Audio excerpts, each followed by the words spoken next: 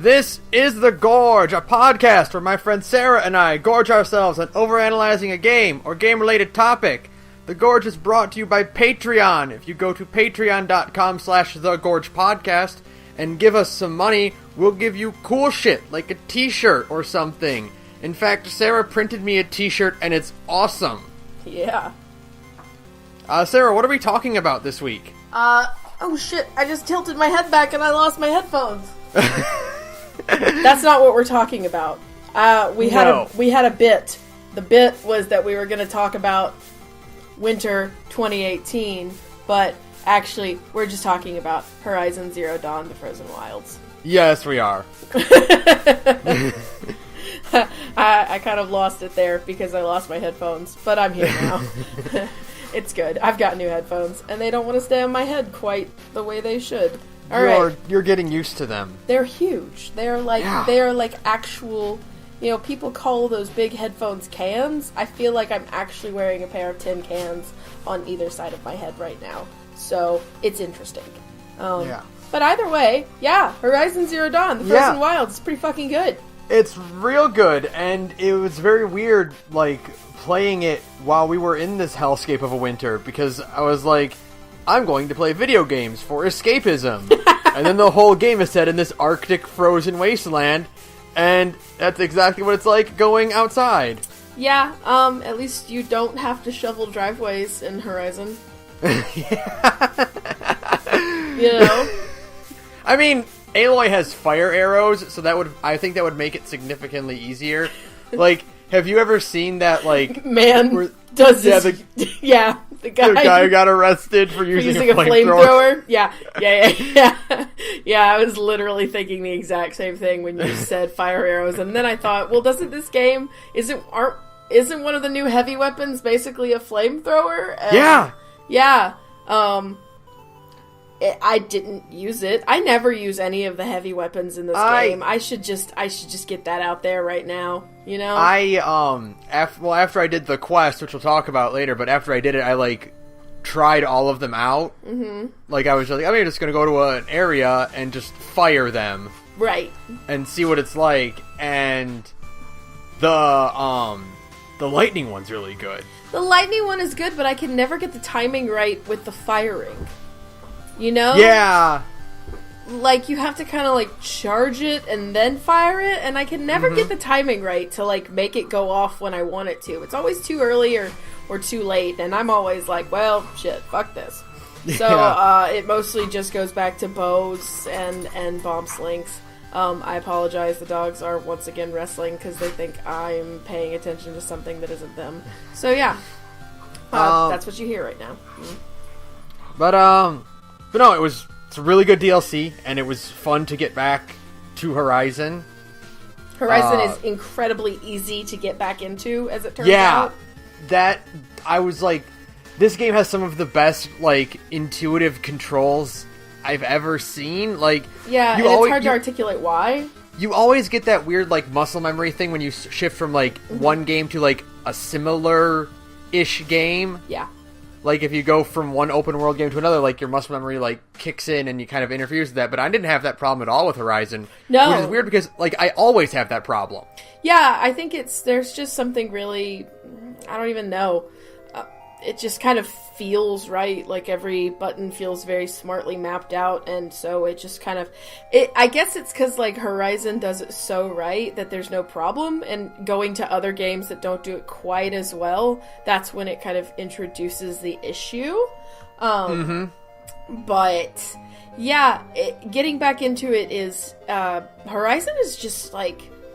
You forget. Horizon is just stupid fun to play. Yeah. Like, Horizon just plays so... it's hard to even put it into words, but just doing things in that game feels good. What's nice about it is that, like, unlike other open world games, like, even Fallout 4, we're back into that, too. Yeah. Like, even playing that, where it's, like, Horizon feels much busier than a lot of other open world games, and I like that about it. Like, it's very packed with stuff to see and do. Yeah. And, like, it's you're always like, I feel like you're doing a lot more like moving around in that game than you are in like other open world games. Yeah, I feel like part of it is that, and I haven't played Breath of the Wild, but I've listened to plenty of stuff about Breath of the Wild, and obviously I've put an absolutely absurd amount of time into like Nier and Fallout 4, both. I'm actually back in Nier as well right now. And all of those games, the combat is okay. I mean, it ranges from good or like from great, which is like Nier, to, you know, serviceable, which is Fallout 4. And, you know, the combat in those games functions and it works and it's good, but none of the encounters really feel like they don't feel Dynamic, yeah, that's a good word for it. Combat in Horizon feels very dynamic because it's not just like wailing on an enemy until it's dead or shooting at it until it's dead. It's a matter of being really strategic and knowing, well, this is a long leg, so I need to take this part out, or this is a bellowback, so I need to make an effort to blow up the canisters on their back because that makes this encounter a lot easier. Stuff like that. A lot of games don't do that because most game developers are not insane the way Guerrilla is, and don't have these incredibly detailed enemy models that have functioning parts that, as you knock those parts off, the enemy becomes more discombobulated. And I remember the first time I really was able to keep up with a sawtooth, and this was back in the vanilla game, obviously. But the first time I was able to like really keep up with the sawtooth and was just picking off pieces of it, it was super interesting to realize, like, oh, as I wear this thing down, it's actually becoming less able to keep up with me because I'm inhibiting its processes, you know? And yeah. That is an incredible feeling, and so combat just feels so responsive, and I don't just mean that like the buttons are responsive, I mean like the enemies respond to you, and it's great. Oh man. And going back to it is just amazing. It's just amazing. Yeah. And the improvements they made with not only just like the handful of new machines there are to fight and the new bows and the new skills you can get are all just like, they all add that much more like dynamic like rush of feeling you get when you play this game. Right, yeah. Just all of the additions, especially God in Heaven, did this game need more bow options. And yeah, because you realize after a certain point in the base game that like once you get the Gorge bow, I mean, you can get the bows from the hunting lodge, and I think those are still better, but that requires I don't like doing any of those hunting lodge quests. Yeah. So it's just nice to have another option for upgrading, and the bows themselves are great. The overcharge effect for shooting is super, super broken. Thank you, Guerrilla. Yeah, it's real broken, especially with the long range bow with the piercing arrows. Yeah, and the three, and you can stack 3 arrows at the same time. Yeah, it's super, super good. It feels real good. Glint hawks aren't a problem anymore. Yeah, they've basically like, God, how far you come in this game too, because my first encounter with a glint hawk was just me screaming and running in a circle for 5 minutes. Like, every time I have to fight Glinthawks, I'm just like, oh, you bastards again. Oh, it's you. Here, let me take out the thing on your chest. Oh, look, you fell. Here, I'll stab you. Oh, fight's over. That was easy. I love it. It's great. It makes you feel like a real sense of progression that I haven't quite mastered in the Frozen Wilds yet, because all of the new things in the Frozen Wilds are rough. Oh, there's a beef gate in Horizon. Yeah. There is a blocking point. It's like the first thing you do is here's your new enemy, and if you are not level 30, it's gonna kill you. It's gonna kill you, or unless you're just like really absurdly good at this game. I don't even know, because, like, I don't know how you can take that thing down without getting hit at least once. It's so much faster than you. It's so fast, and it has the new mind spread shot, and all of the explosive fire, like it's like a ring of fire that it shoots out in front of you, and it's really hard to outmaneuver. And I'm pretty good at just, like, bobbing and weaving from enemies in this game, and the Scorcher, or whatever the fuck it's called, is really hard to outmaneuver. It's so bizarre. Yeah, I had gotten pretty good at, like, avoiding enemy patterns in the base game. Like, I kind of know how they move and, like, how far I can dodge and whatnot. But then you get this enemy that just has a completely unfamiliar, just, like, burst effect. Oh, it's so fun, though. Yeah, it's so exciting to take these things down. Yeah. It's exciting because it's like, ooh, this is a new thing. I don't know what you do. Let's get in there and figure it out. And oh man, it's exciting because that first Scorcher you fight's in that kind of like an arena, like staging area. It's like a frozen lake, little lake area, and it's set up perfectly to be like this kind of cramped arena area. And you have, like, nowhere to go but to face this thing head on. Right, and it's so good, because it's so, like, it's just you and this thing, and it's a new encounter, and, oh god, it does something new, and you don't know how to handle it, and it has new tells, and, it's exciting. It's the best. It's really good. And it's really good. Like, every new enemy in the DLC is fucking a rush to fight. Oh my god, right? Like the frost claws are probably they're probably my new favorite, The first time I saw a frost claw, my jaw dropped because I was like, that's a fucking Bigfoot. It's a Samsquatch, yeah, for sure. Like, and then I looked like, oh, it's actually a bear, but like, no, seeing that thing first is like seeing fucking Bigfoot stomp towards you, and yeah, it's intense. You think mountain lion or like rhino is intense, and then you fight a fucking bear, like a giant robot murder bear that throws like ice at you, and it's horrible.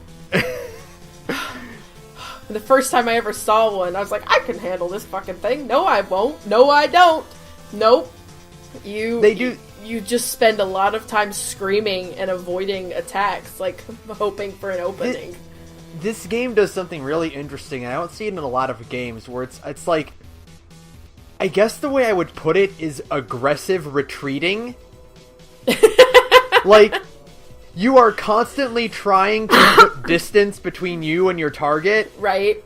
Without, like, actually fleeing from the battle. Like, you're trying to stay there, but, like, keep enough distance and, like, firing arrows while rolling backwards to, like, to deal damage. Like, you can't get up in their face, but you don't want to, like, you cannot go too far from them. Right, and I think that's part of one of the major gimmicks of all of Horizon's encounters is that they're very aggressive about closing that distance between you and them, and that's obviously because Horizon is built around taking arrow shots at enemies. And so, because of this, the game is saying, like, hey, here is an enemy that is always going to try and close the distance between you and it. You have to mitigate that. And it's super, super good. And you're right, you can't run away, because the last time I tried running away from an enemy in Horizon was...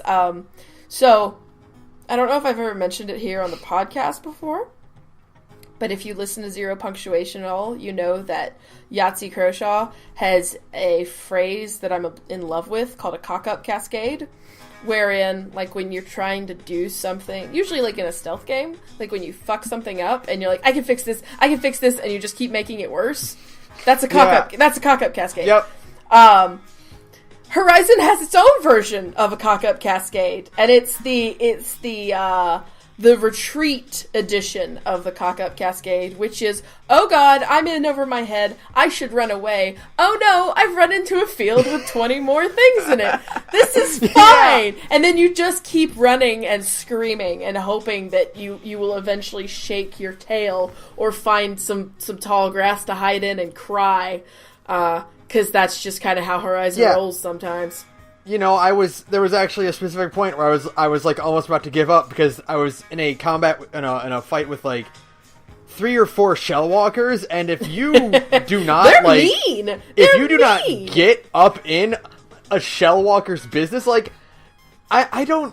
This might be weird to say, but despite there being like fucking dinosaurs and like raptors and shell walkers are the worst. Shell walkers just feel so much more aggressive than like anything else in the game. They totally are. These little piece of shit crab walker things. These are hermit crabs are so mean. They're so mean because they have like long range attacks. They have the fucking shield thing, and they are just willing to just run your ass over. And they don't have the same kind of like build up that like a sawtooth has or something.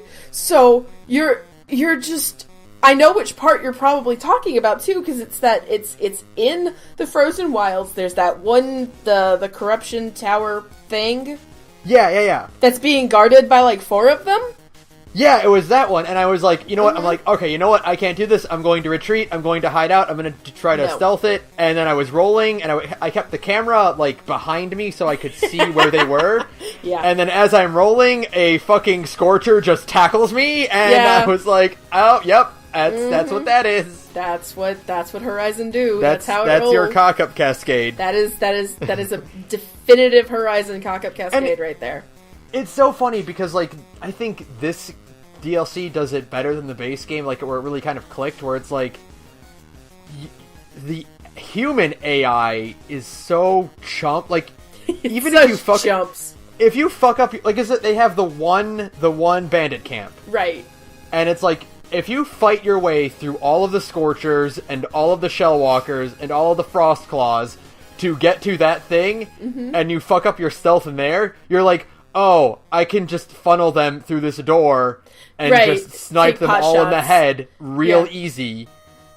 Yeah, it's like if you have after all of this shit with the machines in this game, if you have trouble with human enemies, you start to think to yourself like, am I an idiot? Yeah. Am I just an idiot? Is that what this is? And I try to stealth bandit camps just because it's kind of satisfying.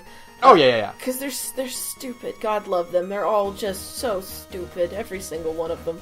But this even the bandits got an upgrade in this game because they can detect you with the fucking thing, the little backpack thing.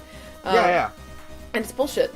So, but I mean, they're still the easiest thing to take care of. You just keep like running away and then ducking back through another way and taking more pot shots, and they are all just so stupid that it's easy. If you have trouble with bandit camps in this game, then maybe you should play a different game.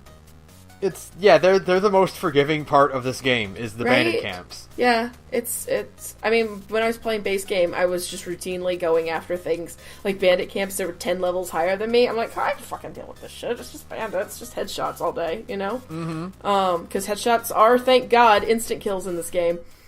Which is nice. Which is super nice. Unless you whiff it, and then it, like, sails right past their ear, and then you hear them go, huh? And you're like, god damn it. And then, you know, now they're all trying to kill it. It's fine. I'm good at Horizon. Oh yeah, it's mostly. Fine. I'm mostly good at Horizon, I think. But yeah, speaking of like the enemy types and stuff, but mostly the bandit camp, because it reminded me, like, how great is the scenery in this game? Holy shit! Like, you would think that, like, you'd get sick of, like, the snowy mountainous area. Right. But No, you really, really don't. And I think, like, the best part about that is, like, I was reading the art book, because I got that for Christmas. Mm-hmm. And they mentioned that, like, they tried really, really hard in the base game alone to create a lot of unique assets, like, even for stuff like rubble, or for, like, ruined buildings, or for whatever. Yeah. Because they want to make this feel as, like, natural and, like, organic as possible. Mm-hmm. And so you don't, like, even, like, the number of tree models that exist are not, you're not seeing a lot of the same stuff over and over again. Everything is crafted and shaped uniquely. Mm-hmm. And you think you're like, oh, it's just gonna be all white in this game, No. and then you fucking look at the night sky and you see Aurora Borealis. I know. Oh my god, that's amazing. You get they set up that one shot, like, and everyone takes a screenshot of this of when you first find the camp or the campsite, and you get the shot of the volcano in the distance, and it's all these nice pinks and oranges and reds. And the volcano looks like huge and imposing, and that cloud is really impressive because it's got like lightning crackling in it and stuff, and you're like, oh man, I want this game in VR. Everyone takes a screenshot of that and then puts it on their social media because that's the fucking, like, that's the sell shot. That's your... Yeah. That's the money shot. That's the shot you use to convince people to play Horizon just for the visuals alone. And I mean, the locations in this game are so good because, like I said, the bandit camp, I don't even know what they're called, like salt flats. It's where like Old Faithful is and stuff in actual Yellowstone, but they're salt flats with geysers, and it's just, I came up this hill because I was going after the bandits, and I've never been to Yellowstone. I came up this hill and I get to this big open area, and the sky is gray and there's fog, and it's so foreign and so different from the rest of that area, and I was so impressed because I didn't expect to have a unique. Now, maybe if I had known a little bit more about the United States geology, I would know this. But as it stands, I'm just a poor chick in Alabama. What do you want from me? As it stands, I see this, and I was not expecting something so alien. Like, I was on the surface of Mars, and it was the coolest thing. And that was the exact moment I was just thinking, man, I really did not expect all of the landscapes in this game to look so damn good. And they even found a way to make things like fucking, like, heavy snowfall look just so impressive and dramatic. Yeah, when you're walking and it feels so. This is again why I want this game in VR so badly, because in heavy snowfall you can't see for shit. No, you can't. Your visibility plummets, and these thick, heavy snowflakes, and if you're in a northern state, or you're in a state that actually gets like heavy winters like that, like that's something that I was immediately familiar with, but like I would never expect to see it in a video game. To have it be that dramatic and that heavy. Yeah, it was amazing. It was so it's even hard to articulate because I think about it. I'm like, it's so beautiful. Oh my god. I don't know how to describe Horizon. Like, I think there's probably a phrase for it, but like just the sort of like the way they take realism to an artistic degree. Like just exaggerating the colors or exaggerating the intensity of like the lighting. It just it's like stepping into a Bob Ross painting, but way more stressful. A Bob Ross painting full of robots that want to kill you. Yeah, it's fine. I love it.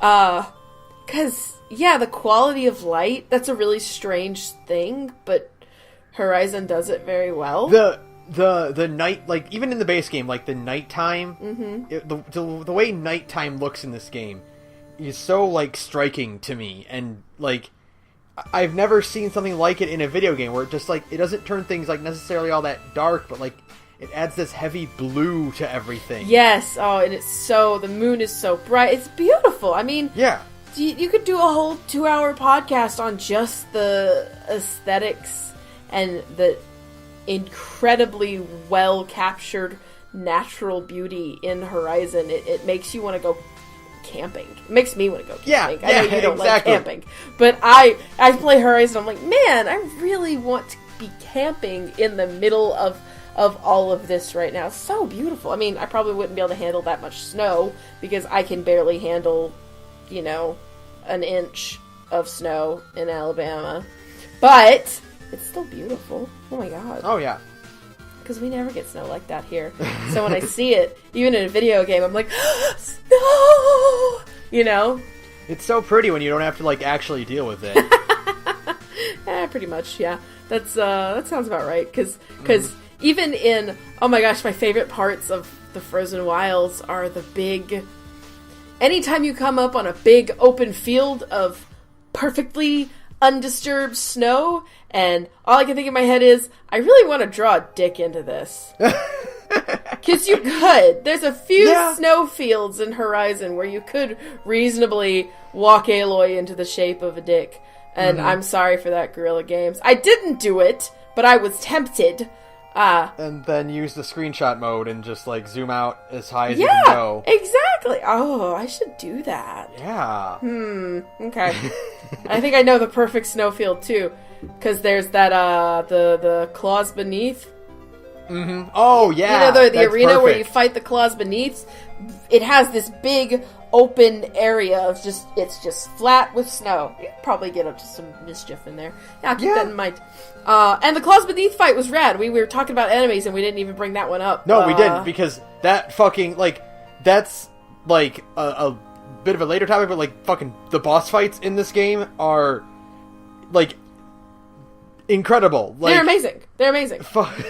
They've I don't know what it is. Like, it feels like, because it's the exact same game, it's just, like, the DLC is just an add-on, but, like, the boss fights in the base game, in the DLC, feel more intense and more, like, thrilling than the final boss in the base game. I think it's because they got a better grasp of a good arena. Does that make sense? Yeah, it does. Yeah, I can see that. Yeah, I think the final boss arena. Now I know why the arena for the final boss in the base game is like that. It's because it will fuck you up, and you need a lot of cover. But it's a weirdly small arena for kind of what's supposed to be this big epic fight, and the all of the arenas in the Frozen Wilds are they're nice and spacious. You have lots of places to kind of bob and weave and hide. So you get a better sense of the scale, too, especially for the Claws Beneath, because you enter this big area, and, you know, it's a huge, open, kind of like a basin, and you see this thing, and it's huge in the middle of this basin, and Aloy is so tiny, and you realize, oh, this is a big fucking fight against this thing. You get a better grasp of the size of it versus you. And, I mean, it's just, it's excellent. Every major fight in this game is so well done. Oh my god. There's the Claws Beneath, which is honestly one of my favorite boss fights I think ever. Like, that's fair. Absolutely loved that entire encounter. The nice thing about it is that, like, it took a long time to kill, but not, like, long enough that I was getting, like, aggravated with it. Right. Like, it was a nice constant back and forth between us that I didn't really want to end. Yeah, it felt like a truly epic fight that you hear about. You know, like, so-and-so fought the Claws Beneath for a week, and neither of them got tired. You know, it felt like an epic story like that. And it's just that back and forth, and the running, and needing to always stay on your toes, but because it can come underground at you. I mean, it's just a unique rock breaker from the base game. But it's a big rock breaker, and it's so good. The setup and the layout of it helped make that feel so unique without it being like a unique enemy. Like, it was a different type of that enemy, but it's like it's an enemy you're familiar with, but like presented in a way that makes it feel that much more unique. Right. And I really like the use of having this open world and really understanding their open world, because the walk from, like, even the closest campfire to the actual Claws Beneath area, and there's a campfire right outside the Claws Beneath, but if you've never been there before, the nearest campfire is actually pretty far away, and there isn't a lot of encounters on the way there, so that builds that tension. You're not wasting all of your ammunition on and you're not wasting your health potions and ammunition and stuff like that on mooks. you're holding on to all of it, and it's a slow walk up a big steep hill, and you know that beyond that wall is this big fight, and it's a good tension builder. And again, it helps that it's fucking beautiful, so you're just like, oh. Yeah. The nice thing about, like, that walk up is that it's kind of like an elongated boss fountain. Mm-hmm. Like, you're going to pick up, you know, some medicinal herbs and some branches for arrows if you need them.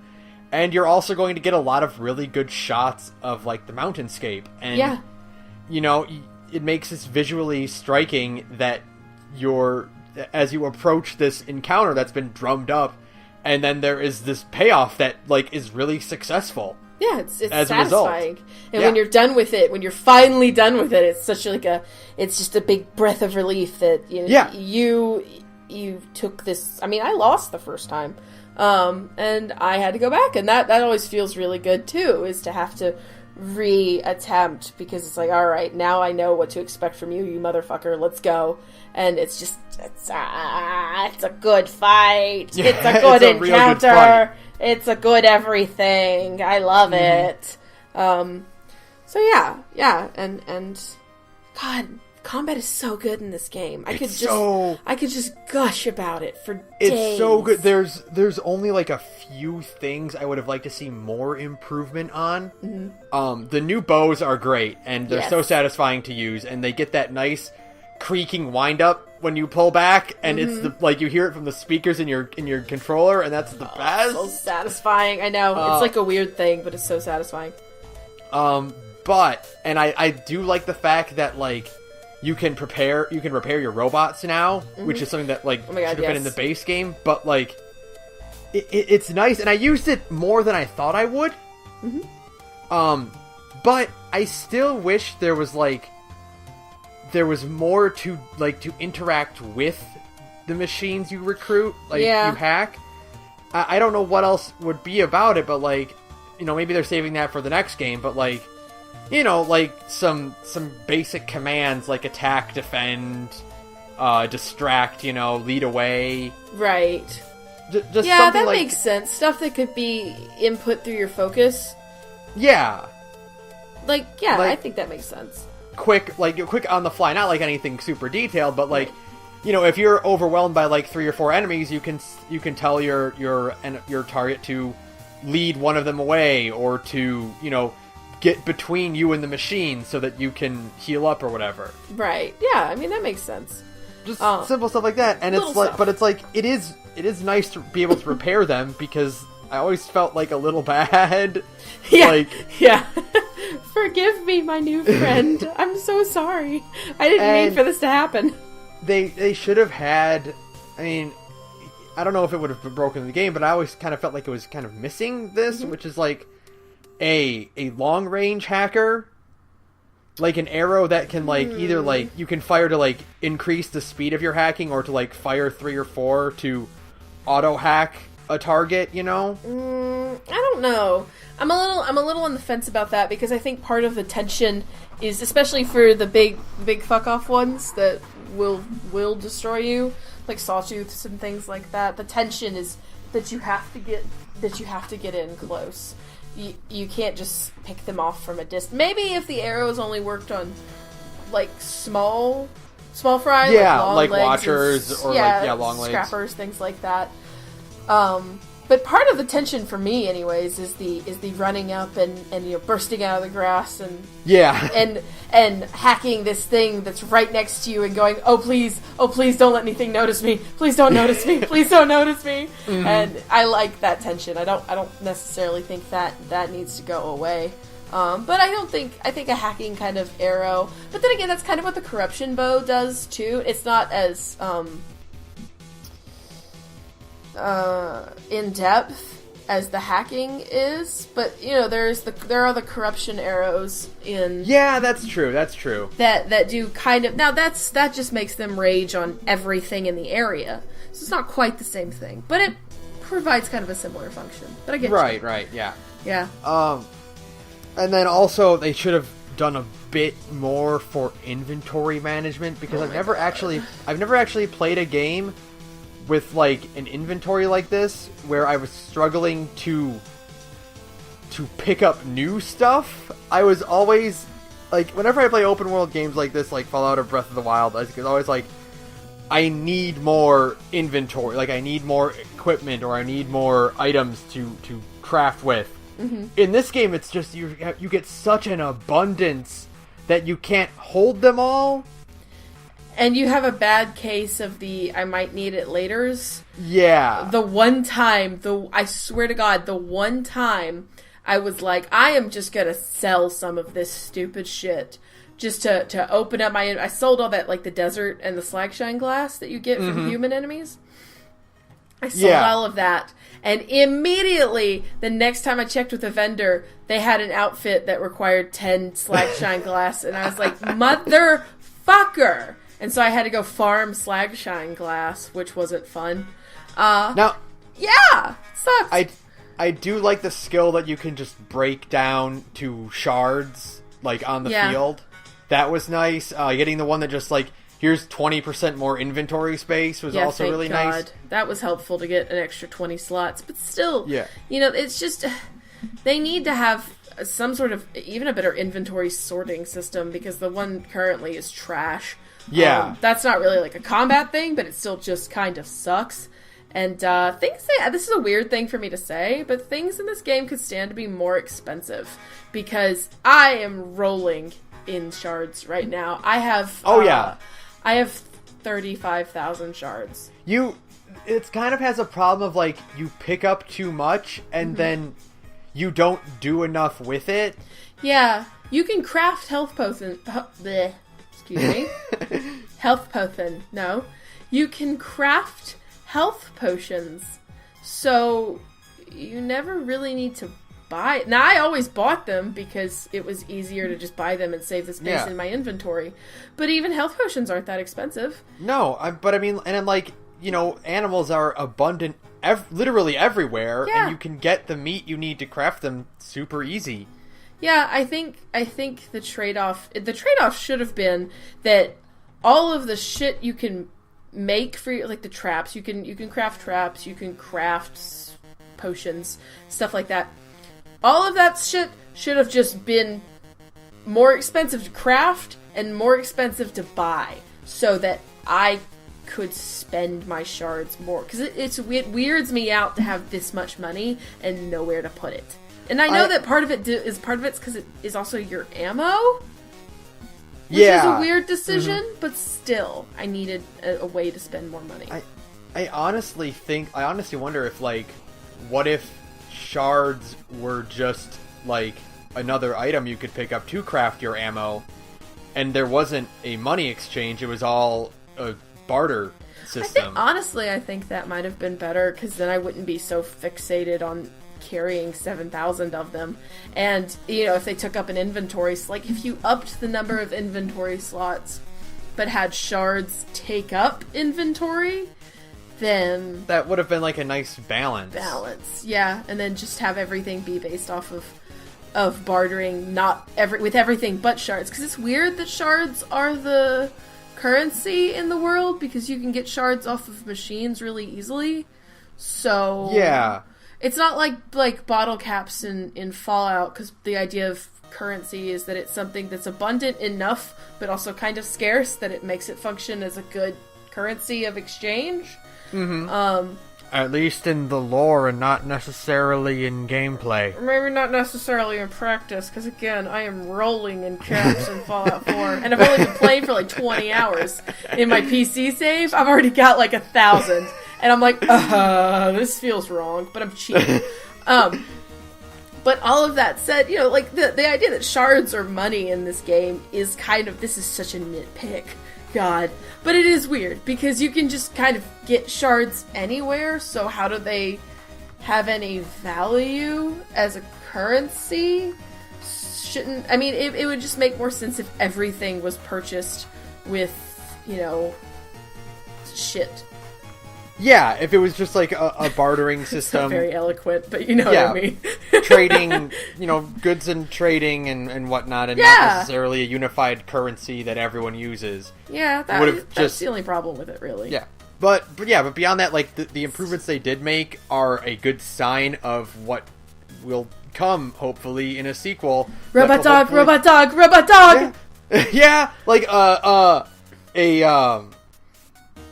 constant, like, machine companion would be the best. And that would make things, like, awesome. That would make things perfect. You would have made my favorite game ever if Horizon 2 has a robot dog in it. That's it. I'd probably play nothing else for the rest of my life. I'm like, I have a dog in this game, and it's better than Fallout. What do you mean I should be playing other video games? Fuck off, you know? Mm-hmm. Yeah, it's... Where is Horizon 2? I know, like, hopefully this year. Hopefully E3, this year. some kind. I know that it only just came out, like, last year. Yeah, but Horizon was announced at E3 in 2015 or 2016, and it came out in 2017. Yeah, you're right. So, I don't know, just some kind of... I will take a teaser. I will take just just a picture of the box art. Yeah, a title, Horizon, whatever its new subtitle will be. Right. That's it. And then like, 2019. I'll take that. Sure, for sure. That's all I need. Just some kind of indication that we're getting more, because the Frozen Wilds definitely scratched an itch, but it also left me just like needing more. And I mean, there's a reason for that, and that's because this game fucking is just sirens about a sequel. Yeah, it's nothing. Like, it's nothing but like sequel bait from a certain point on. It's like, look at all this sequel bait. This starts off as like a standard DLC story. Oh, here's a new area with some new people and a side story about a kind of similar concept to the main plot, and then it just attaches itself firmly to the main plot, and then spits out like 5 sequel hooks. And it's all really good, and you get lots of new information about the old world, which I'm really on the fence about the old world when it comes to Horizon, because on the one hand, part of the allure of Horizon's apocalypse is that the old world is completely gone, right? Like, it's been totally removed from existence, and that's what makes it that's kind of what makes it scary, and you don't want to ruin the scariness of that apocalypse by giving a lot of information about the old world, right? Right. On the other hand, the old world sounds super, super interesting, and I'm dying for more information. Like, are you kidding me? It's fucking testament to their... Like, I think Horizon probably has the best post-apocalyptic logs in any game. Yeah, that's fair. And, like, fucking... every little side story about the old world, every fucking character, the holotapes, the holograms, everything, it's just like it's so much better than like anything Fallout 4 did. Because you get so much good information about the world that feels real. And it's all, like, centralized along a very small group of individuals. Mm-hmm. It's not, like, spread around for, like, a bunch of different people that we only get, like, a name of and then, like, a little story about them. Like, right. You get to know these characters in the old world through these holograms, through these, these recordings and these audio logs and their whatever the written stuff. Yeah, text logs.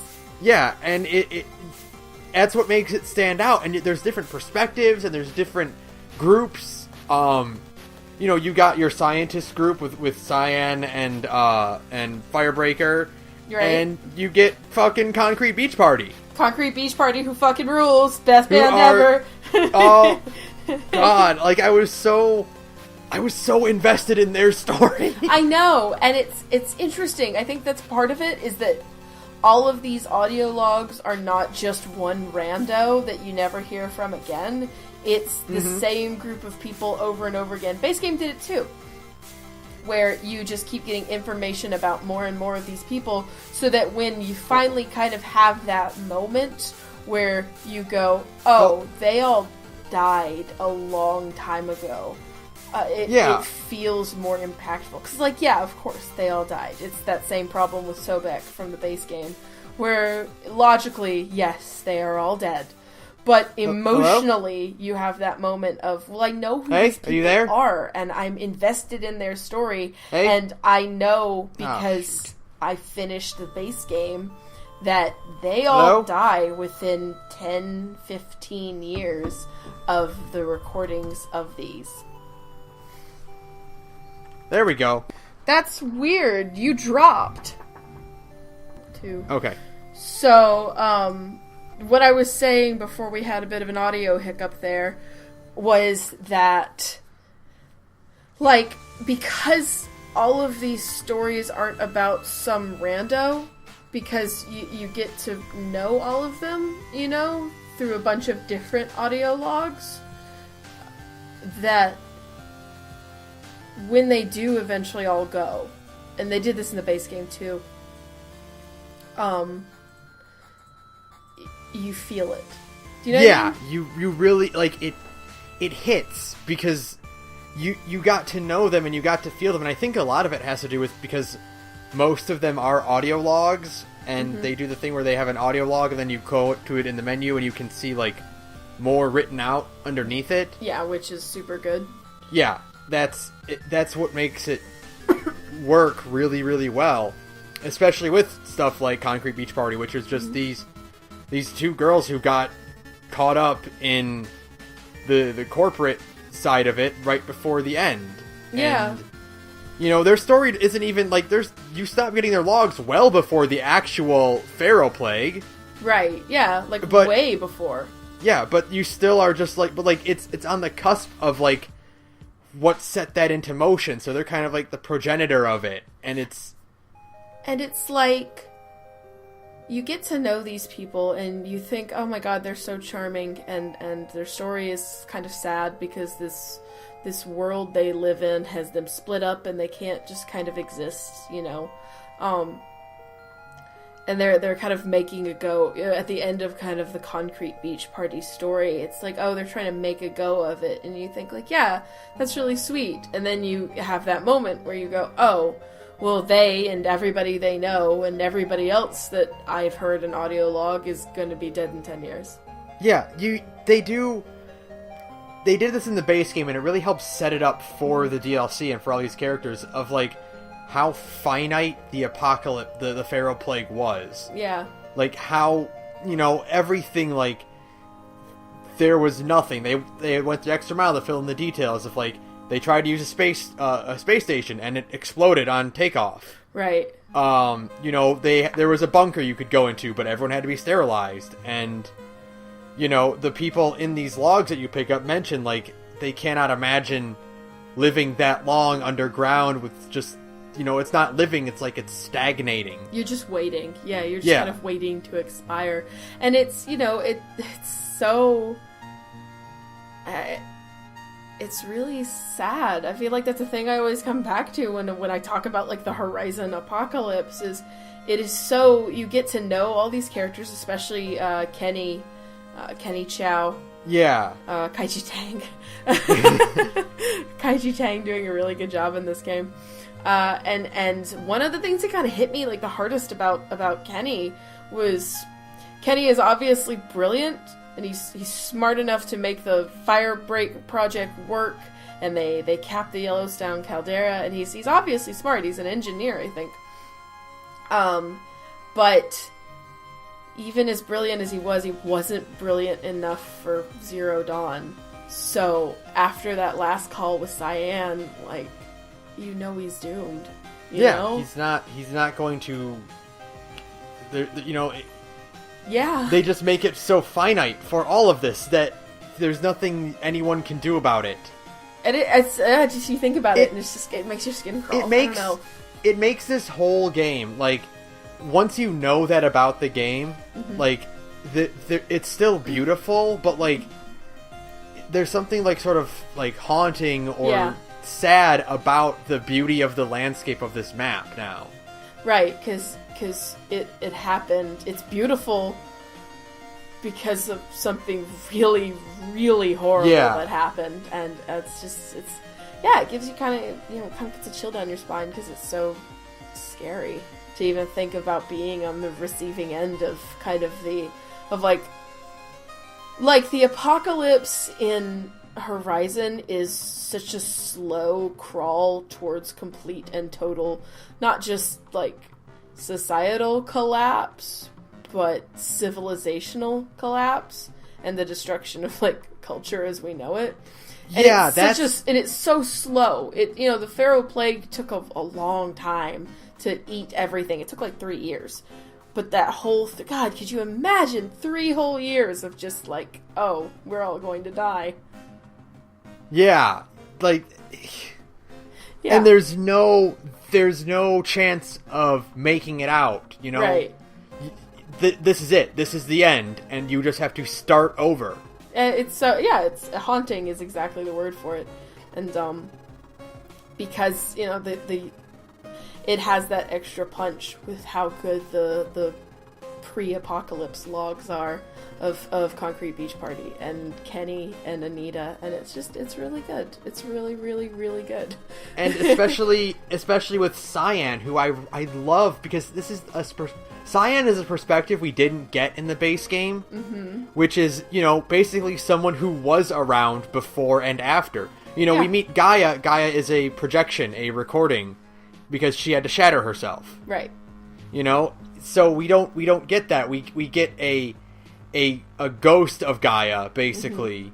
And the only AIs we run into are like Hades and Hephaestus, who were created after the plague. And we don't get a good perspective until we meet Cyan, and we kind of see how someone would react to waking up in this new world where there's nothing left. Yeah, and Cyan is actually a very compelling character for not having a face. She's just...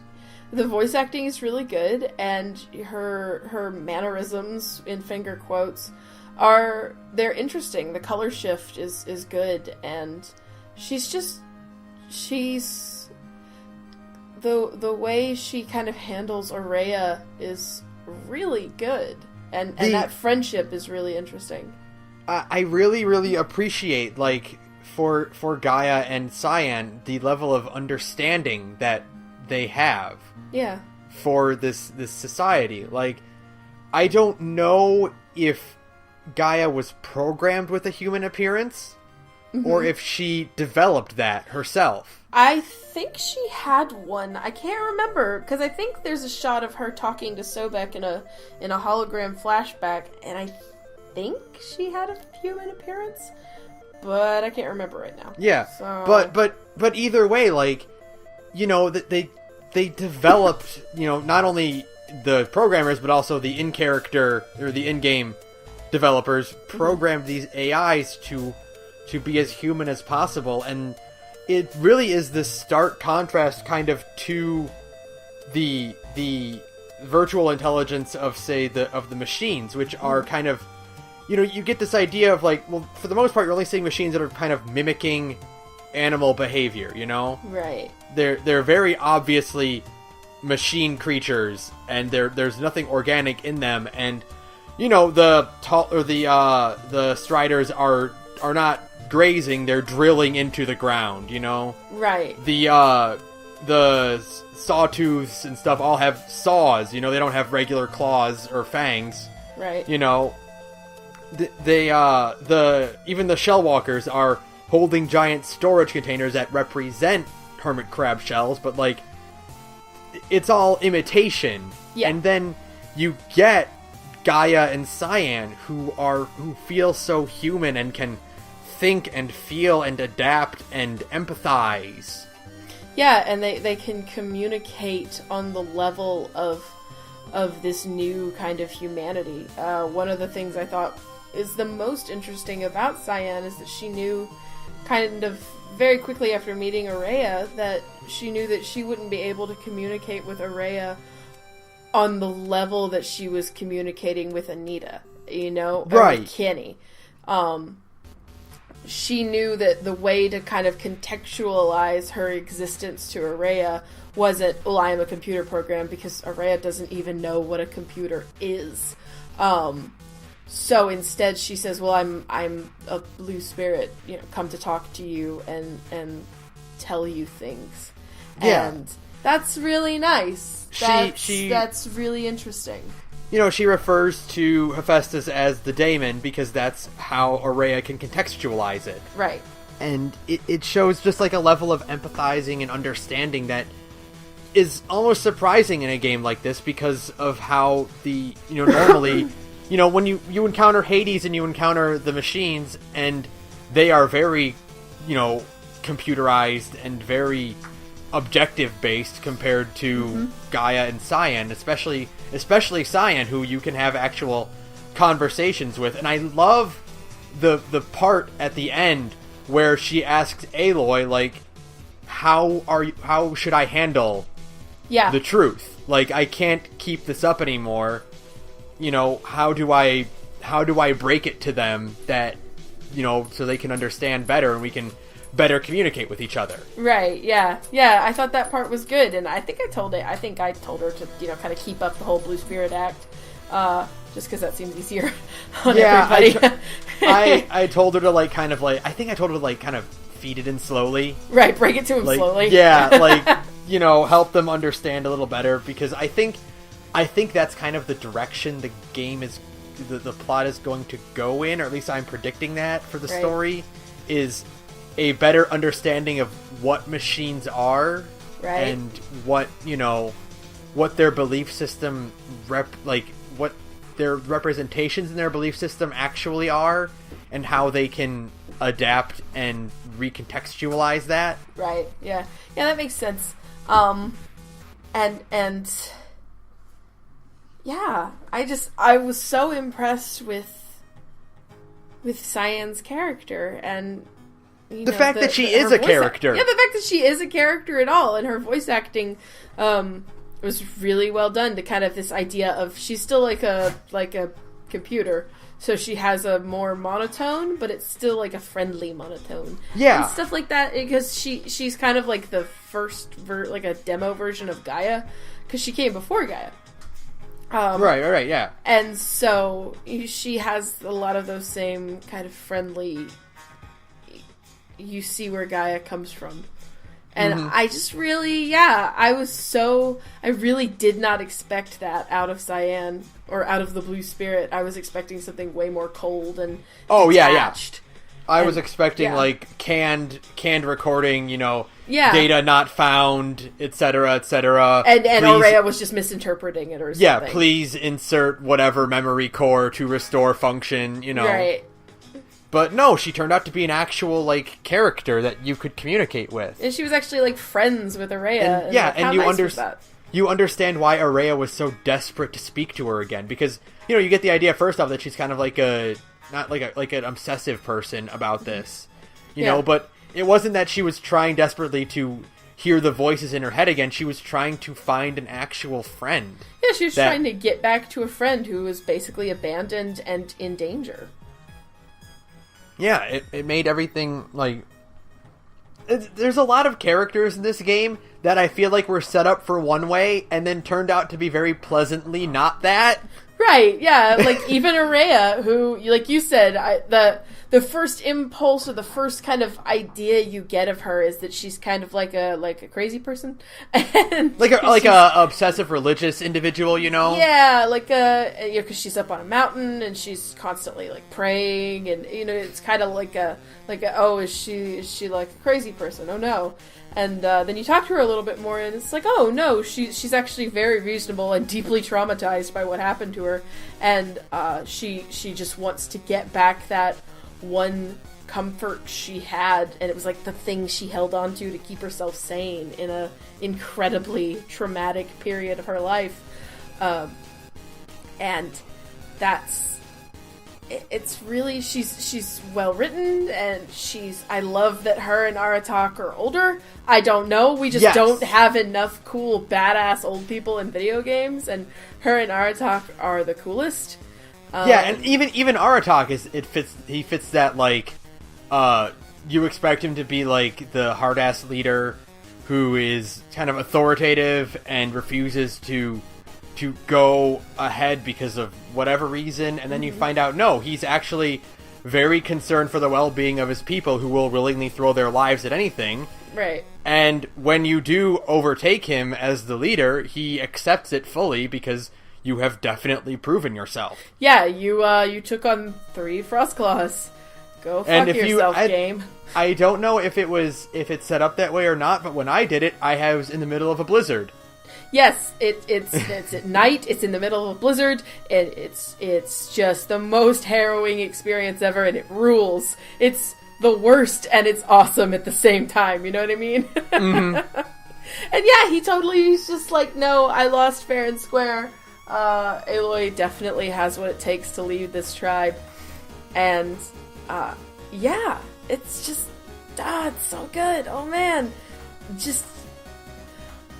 The plot in the game, in the DLC, is like really good for just a little chunk of DLC. Yeah, I'm so pleasantly surprised that like it ties so well to the rest of the main plot, and it really feels like you know, stuff like, I guess it's easy to compare it to like say Far Harbor or Nuka World, which are very much standalone. Like you can go to them basically anytime. You know, right? You can go to Nuka World, I think, right as soon as you leave the vault. You can, because I accidentally stumbled upon it.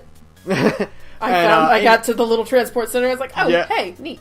There you go. And then, like, you know, you can do Far Harbor, like, as soon as you find Nick. Actually, you could do it before then. You can just walk to the Nakano house. But yeah. Oh, yeah, but, like, still, but, like, you know, but this is, like we mentioned in the very beginning, like, it's Beefgate locked, like, behind a very tough enemy, so that you kind of have to do a lot of the main story, and, like, it ties so closely that, like, only has to be, like, this late in the game to really understand, like, what's going on, and it helps it helps you understand a lot more of what happened in the old world, and also what's to come for the future of the story. Yeah, and what's even going on in the story right now. You get an idea of oh, well, if you were at the right place in the story, you know that Gaia has split up and one of her subordinate AIs has gone insane and is subjecting these other systems to its whims, and it causes Cyan, like, physical pain, or the computer equivalent of physical pain, trying to resist it, and you know that it's I think one of the most interesting things, and it's a really good character thing for Cyan, is she accepted the invitation to talk to Hephaestus because she was thinking, like, oh, it's a group of human survivors who are more advanced than the Banuk, so I can have some... She had, like, a very human moment of just, like, hoping, where she's like, oh, it's somebody who can really understand me, and she, you know, in the old world, that wouldn't have happened. There's no way she would have just accepted some rando signal, because she's smarter than that. But she basically got a spam email and clicked on the link inside. Yeah, exactly. And it fucked her up. And so you have a better understanding of what's going on in the story currently, what happened in the past, and what is to come. And, I mean, that's just really, really solid writing right there. Yeah. To kind of set things up and explain things more, and give you more information, and still tell an interesting and touching story in a really, really great game environment. Like, yeah, The Frozen Wilds is a really good-ass piece of DLC. Like, it's totally worth all $15. Oh my god. Oh, absolutely. I like, this adds so much content. So many, like, collectibles, even, like, a whole new slew of stuff for you to pick up. And they all do really cool stuff, you know, getting... Montana Recreation. The Montana Recreation side quest is one of the funniest and, like, most charming things I've ever seen. You know, it's so funny to see, like... I always love that joke of, like, taking a common thing out of context, and, like, if you were to show this to someone who didn't know about it, what would they say about it, you know? Right, like the fact that this dude thinks moose were, like, apex predators because of their giant horns, and it's like, no, they're actually just herbivores. But wouldn't that be terrifying? Yeah. And, like... just those little quests and the whole getting... I don't know if you did it, but if you bring that lady all of the pigments, she paints Aloy on the side of the mountain. no, I didn't, but now I want to go do that right now. It's really great. Yeah, I was just like, oh my god, what a good payoff, because you get to see like a chunk of the world change. Like that's a good collectible. And they also this is more like a visual thing, but I love like when you find like one of the first pigments you can pick up, like one of the closest ones is near that like dyeing pool. Yeah.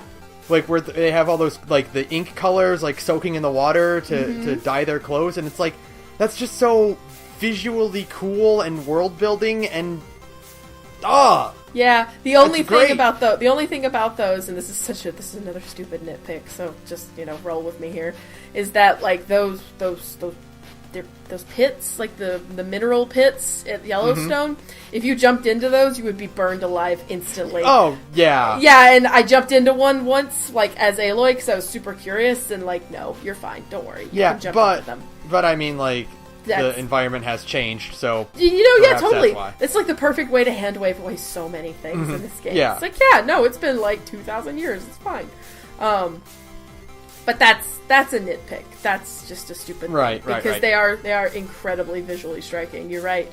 To just see, and I love how you can see them on the map. That's such a weird thing. Yeah, that was cool. Yeah, because it's like, you see it on the map and you just go, ooh, what's that? And then you go check it out, and it's this really pretty, basically it's just a really pretty hole in the ground. Oh yeah, like there's nothing really in it, but it's just a nice, a nice cool like visual, like world part of the world that you can just kind of see, and people are working in it, and it's cool. It's just neat little details all over the game, and that's kind of what makes Horizon so much fun is the level of detail put into it in like every aspect of it. Exactly, like every single like character, every single environment area just has so much detail and craft to it. It's one of these weird games where like the way even like the climbing works, like especially in the bit with Gildan. Yeah. In the dam, like everything you're climbing on, it isn't kind of like, it's not that standard sort of third person game where like everything is kind of highlighted in kind of like a grid format, kind of like a Tomb Raider Uncharted way where it's like, you can only shimmy across X ledge, but Aloy does a lot of scrambling and like shifting from like to climb up a wall.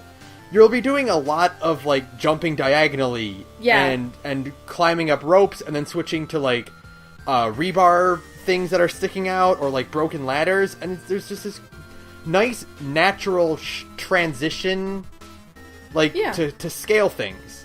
Yeah, and that's just so, it's just a good show of detail, and it gives you a sense of like the world, because those are natural things to climb on, and that's just kind of, I feel like that's what really defines Horizon ultimately, is the level of detail put into it. Horizon is the embodiment of this idea of, you didn't have to do all of this. Like, if you had just made an open world game about fighting robots without all of this stuff put into it, it probably still would have been really fun, but you did anyways, and it elevates it.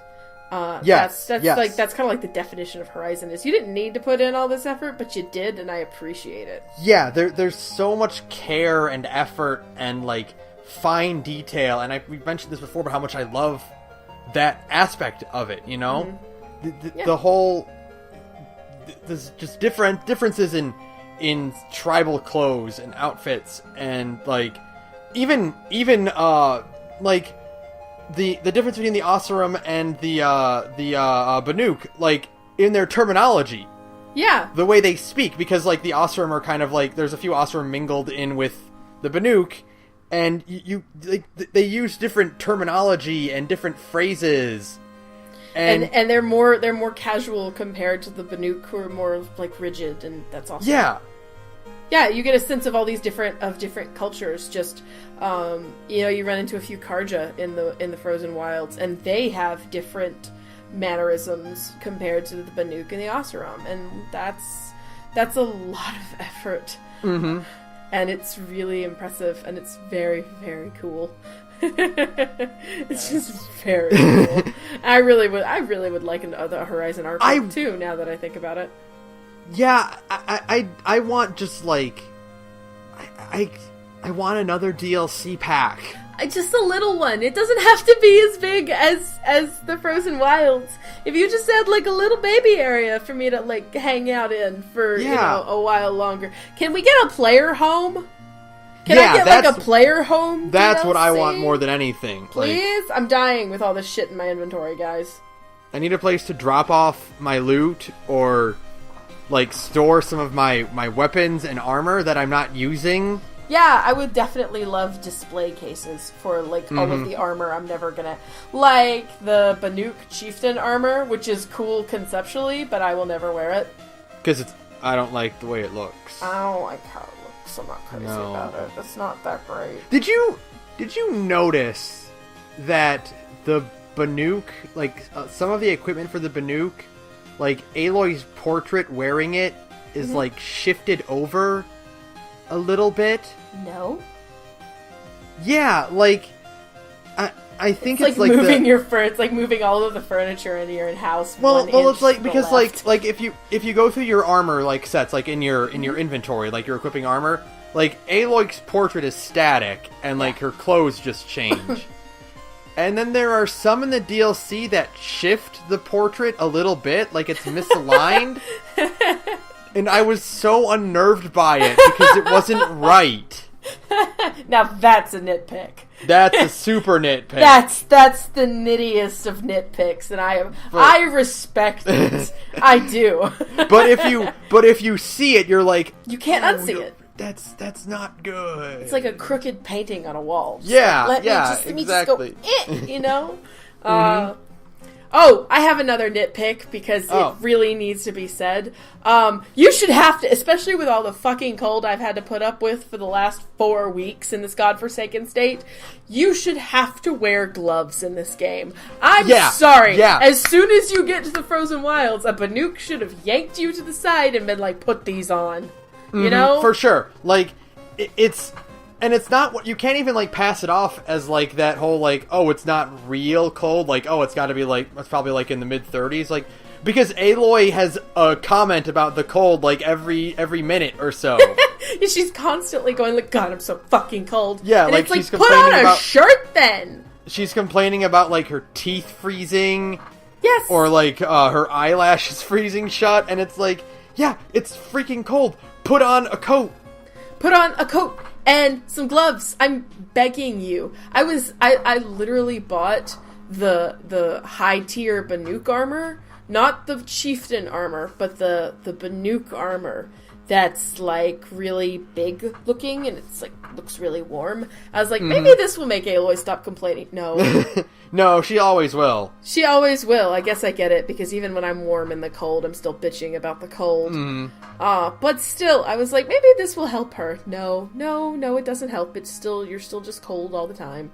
So did you do that one quest? I felt so bad for the guy who got exiled and they stripped him of his armor. Oh my god, yes, that quest was great though. Oh, it's so cool, but I felt so bad for that guy because like he's like the only character that you see like completely frozen and pale. Yeah, and you're just like, oh, you poor bastard. And then he complains about having to wear Gorge clothes, and I'm like, dude, come on. I also like Aloy just constantly being like, I can't look at you. Yeah. That's a good quest. I forgot about that one until you brought it up. Man, there's a lot of good quests in this. There's a lot of good stuff. I mean, there's a lot of good just like, you know, aside from the main plot, which is fucking amazing and like so much setup, but like there's also just a bunch of fun characters, like the three Oseram, Gildan, Berggren, and Varja. The Hunters 3 are all just like they're all fun, endearing characters, and God, Guerrilla did a good job writing all of them. You know. Yeah.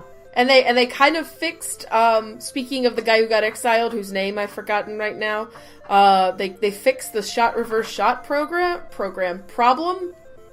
Yeah. Because there's like, you know, sometimes they still have it, but it's not as much. And they vary up the shots as well. I thought there's one really good shot after, when you finally finish that quest up and you're talking to that dude, and Aloy sits next to him on the ridge. Yeah. That was just kind of like a nice, and it's just like it's a head-on shot of them talking, And I thought that was like a really nice shot. That was impressive. Yeah. They made the new characters a lot more animated. They're a lot more expressive, and they gesture a lot more.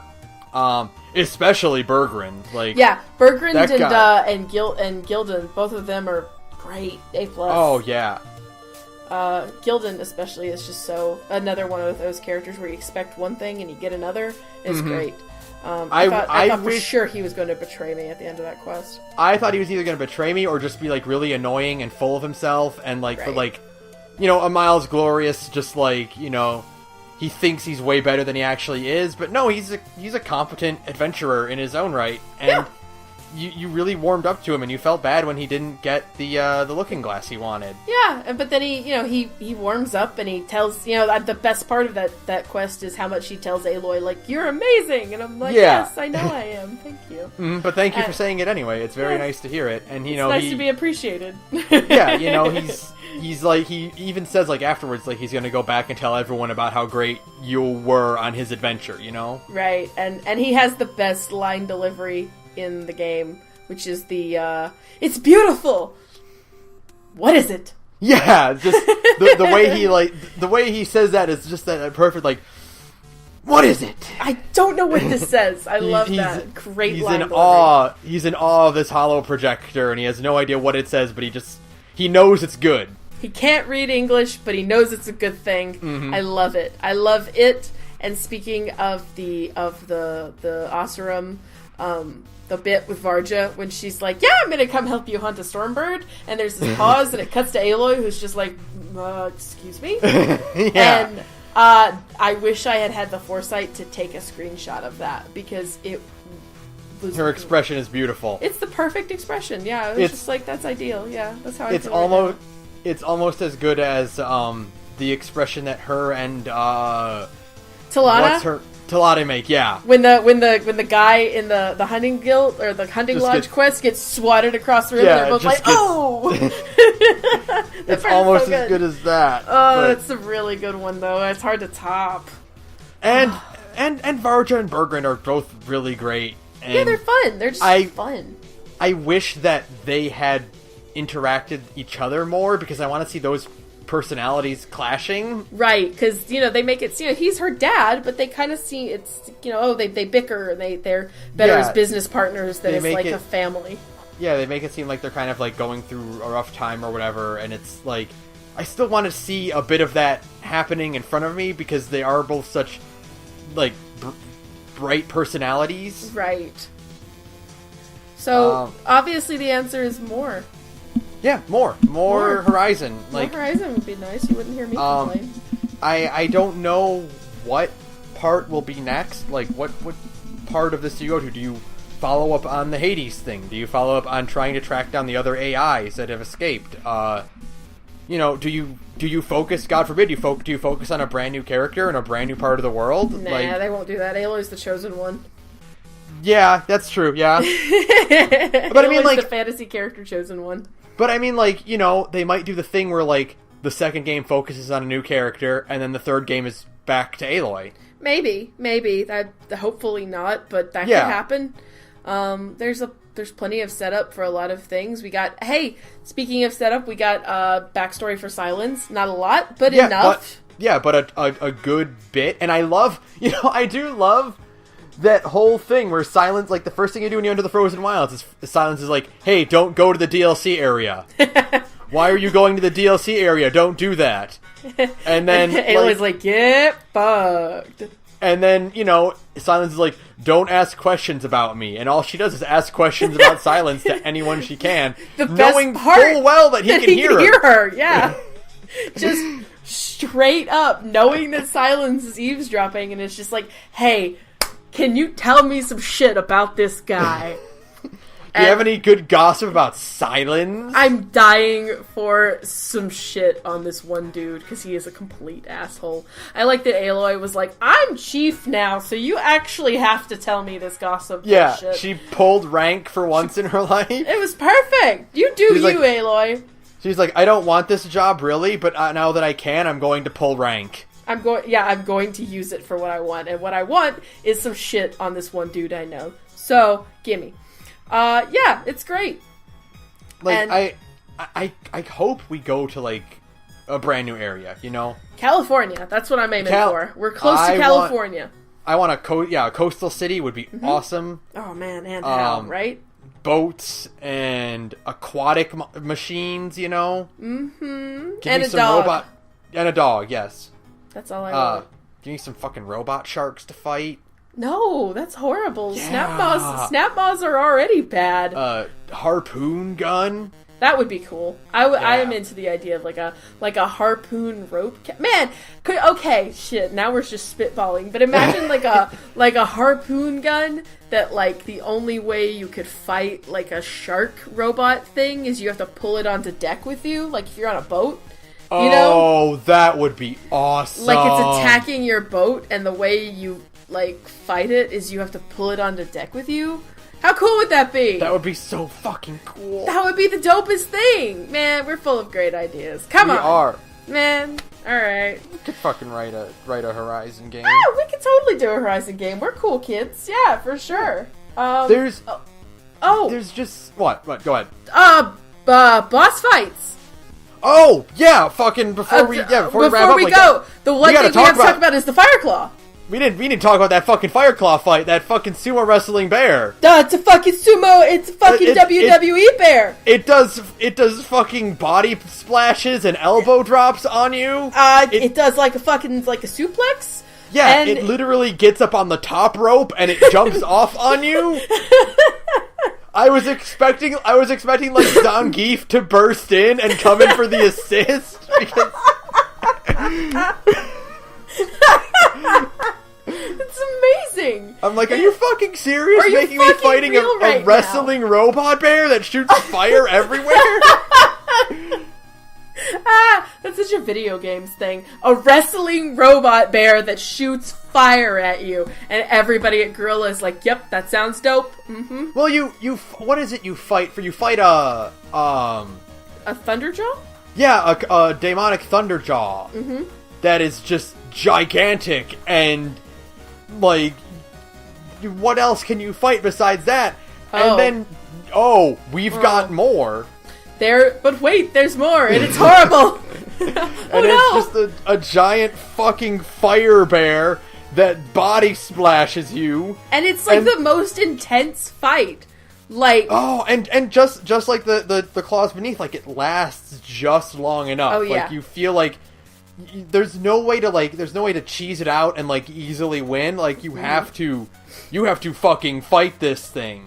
Right, and man, that was a good, satisfying moment of my life when you're finally done with it, and I was just like, "Fucking die!" Yeah. And that's like when you're that ready, like when you're not frustrated, but you just want to win, and you get that rush of like adrenaline and all those good just feelings. You're like, "Yeah, that was awesome!" And then, and then the game is the best ever because it's like, 5 of them escaped. And now there's 5 of them roaming. I guess you gotta go kill the other 5 Fireclaws. More fire bears, man. You don't want to go have more badass boss fights, do you? Horizon knows full well that I want to go have more badass boss fights. Speaking of that, you know what? Maybe. What if? Oh no. They're not gonna do this. What if they fucking just fold it like? Aloy's gonna be in Monster Hunter World, right? Like that's like a downloadable character or something. Yeah.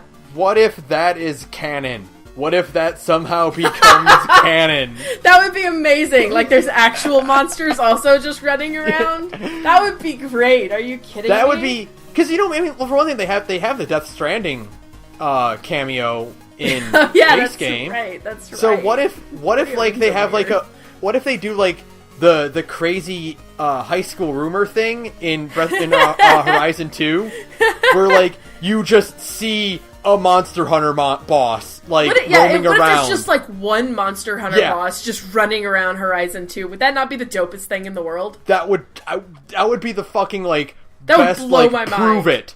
You know, like I fought an actual Monster Hunter boss, an actual dinosaur was here, and they'd be like, "No, you fucking didn't." That's that would be bullshit. amazing. That would be amazing. Please, just this weird random trigger. Like, there's no reliable way to trigger it. You just have to kind of find it. and hope. Oh man, that would be awesome. Please. That sounds so cool. Yeah, for sure. Hey, Aloy is in Monster Hunter World, so we need a monster in Horizon 2. Make it happen. I think that's going to be like how I have to scratch the itch until Horizon 2 comes out. Yeah, just to fucking keep playing Monster Hunter World. Yeah, I know. Like, I really do. This is so off topic now, but whatever. I really do want to play Monster Hunter, but my backlog is so ridiculous right now. I know. And I'm replaying 2 games on top of it. So, like, Monhun is going to have to wait. I'm so sorry. Too many videos. Yeah, I thought 2018 was supposed to be a slow year. Well, you know, at least the nice thing is they're kind of front-loaded in like, the early months. Right. Like, fucking Dragon Ball Fighters is coming out in a few days. Actually, no.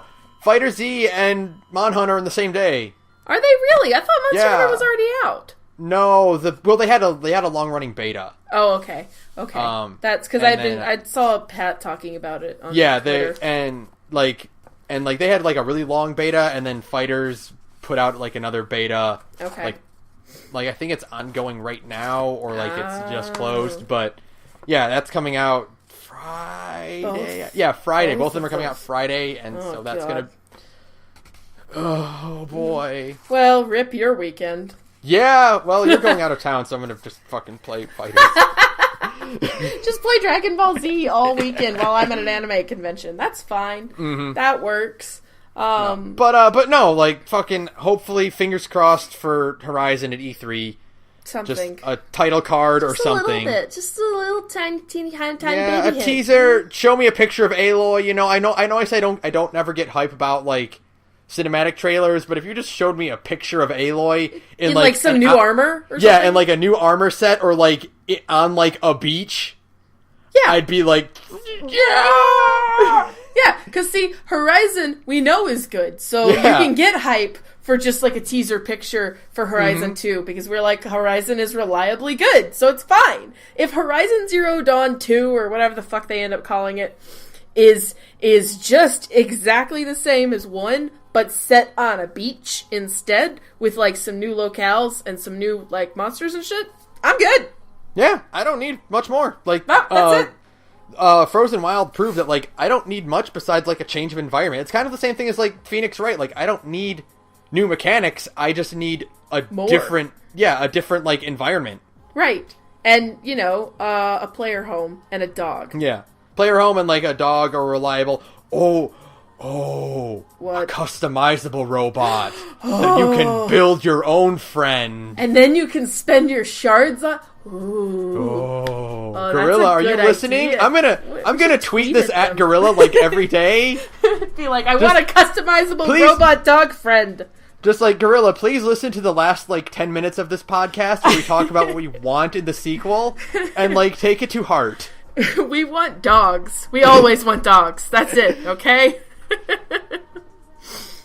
So is that it? I think so, yeah. Cool. Yeah, thank you to Visager for use of our background music.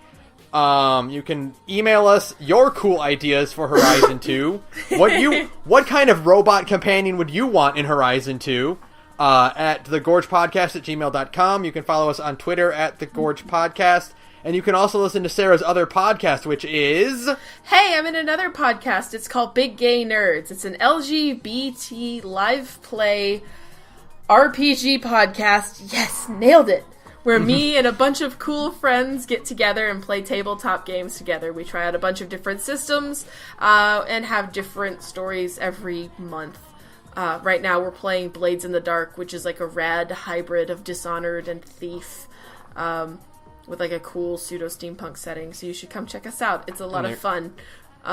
It's at Big Gay Nerds on SoundCloud, and all of our social media stuff is linked from there. And their characters in Blades in the Dark campaign are fucking great. Because we all have stupid goddamn accents. It's the best. Every single one of us is doing a really dumb accent right now, and I'm so proud. We have, like, a dude talking like Vincent Price. We have one guy doing a bad Russian accent, one guy doing a bad German accent, and I do a bad British accent. So you should totally come check it out, because it's stupid, and I love it. Oh, it's great. Is that it? So that'll do it for us.